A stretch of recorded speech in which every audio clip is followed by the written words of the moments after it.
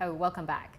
Now, Peter, earlier we touched a little bit on about what makes Diponegoro what he is. He was passed over twice. He was supposed to be king when his dad Pakubuwono III, if I'm not Mangkubuwono III, sorry, Hamengkubuwono III. Yes. So why was he passed over twice?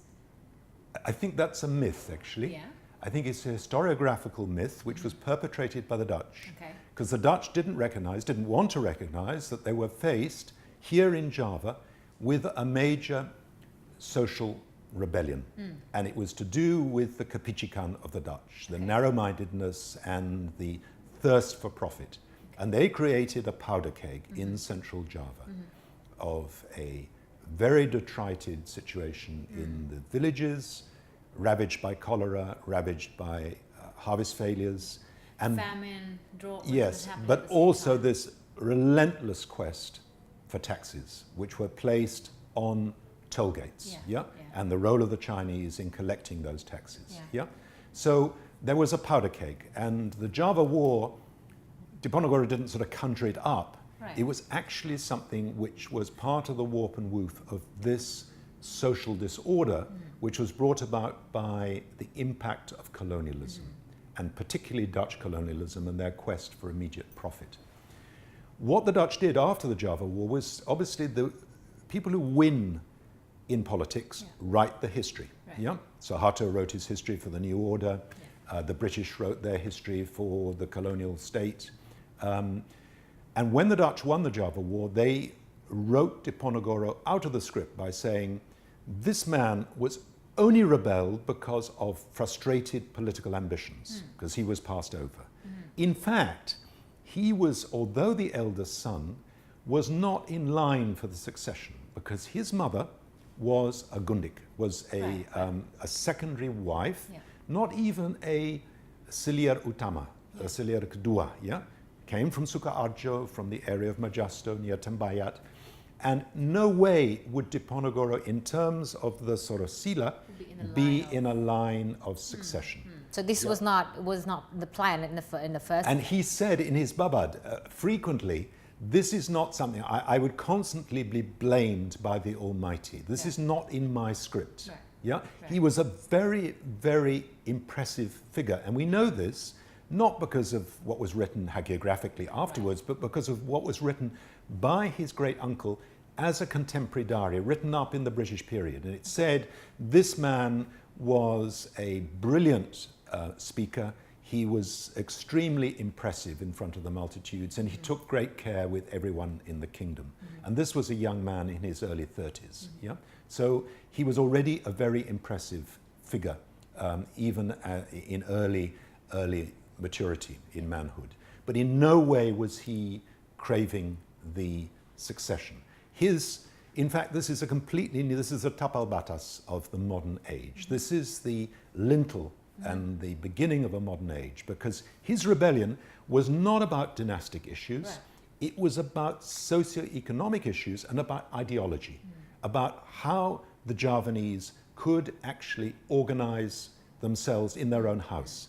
And in the negotiations which preceded his capture in Magelang, one of his panglima, Pangalasan, put forward, he said, as far as I can see, Diponegoro offers the Dutch 4 possibilities. One is that they go home, and if they go home, we will be friends with them, and we will continue to trade with them. Or they remain here in Java, and if they remain here in Java and remain Christian, then they have to stay in 2 towns on the north coast. One is Batavia, now Jakarta, the other is Semarang, and they live like Shanghai in a sort of it's confined into those 2 locations.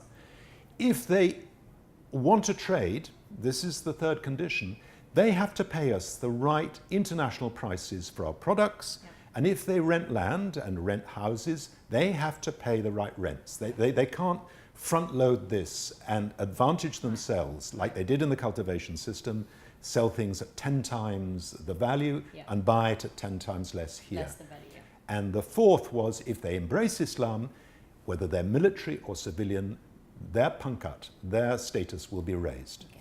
So it's a bit like what the Meiji Restoration did in Japan or the Chakri dynasty did in Thailand. It's to have a modernization which is on your own terms. And if Diponegoro had won the Java War, you would not have had a cultivation system. You would have had a situation maybe in which you would have had a much more sort of Sufi Islamic aspect to the culture, but you would have been able to organize the transition into the modern world on your own terms. And this sort of colonial cringe factor and the issue of, well, how proud you are to be an Indonesian, and the feeling that, yeah, okay, well, we took on the world and we succeeded. I think Diponegoro's message is, even though I failed, in the end I triumphed, because he took a stand. He, in fact, sacrificed everything. He was the richest prince in Jogja. He got that not from corruption, but from extremely astute administration. And he was extremely hemat with money. He was, like many mystics, highly practical. He had a very practical turn. He was brought up by his great-grandmother. And his great-grandmother was the daughter of Kiai. She'd been the commander of the Pasukan Sri Kandi. She had been the Permaisuri of Mangkubumi. And she brought him up. And he was also a Nusantara. He was not just from Java, because his great-grandmother who brought him up was partly Bimanese, from Sumbawa. And his grandmother was from Pamakasan in Madura. So he had these sort of strands which related him to other parts of the archipelago. And he essentially struggled for dignity, for intellectual and cultural integrity, and for a sense in which there would not be he was about freedom. He was, and this is why after his death, immediately Raden Saleh hears about this and asks the Dutch if he can go back and make sketches, and they say no, because we don't want memories of the Java War being brought back. But his death date, the 8th of January 1855, 160 years today, becomes a sort of focus point. And later Ki Hajar Dewantara in the 1920s and 1930s makes this a form of pre-national remembrance. So Boy Scouts have campfires on the night of the 8th, and they remember Diponegoro. And Diponegoro, like this exhibit, becomes a prince for all seasons. Everybody can find someone in. The PSI, the Parti Sarakat Islam, have posters of him pointing the way to the mosque. PKI, the Parti Komunis Indonesia in Madiun, have pictures of him in their headquarters in Madiun.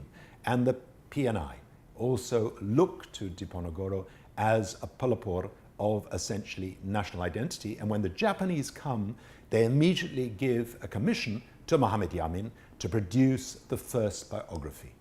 Asia for the Asians, and he is a pelopor of Asia for the Asians.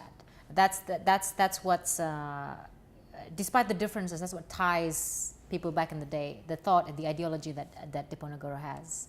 Yes, it's about dignity, it's about integrity, it's about freedom, and it's about being able to choose your future and not have that dictated to you by people like the Dutch, who ripped out $350 billion during the period of the cultivation system and gave not a cent back in welfare. Okay, we'll be right back.